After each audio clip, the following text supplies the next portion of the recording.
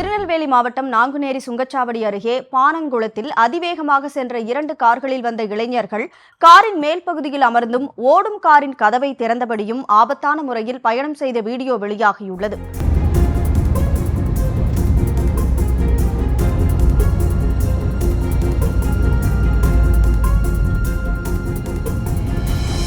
கன்னியாகுமரி 4 வழிச்சாலையில் நாங்குநேரி டோல்கேட்டுக்கு முன்னால் உள்ள பானங்குளம் அருகே நேற்று மாலை இரு சொகுசு கார்களில் ஆபத்தான முறையில் காரின் மேல் அமர்ந்தும் அதிவேகமாக செல்வது மற்றும் தாய் கதவை திறந்து தூங்கிக் கொண்டு ஆபத்தை உணராமல் மூன்று பேர் 2 கார்களில் சென்றுள்ளனர்.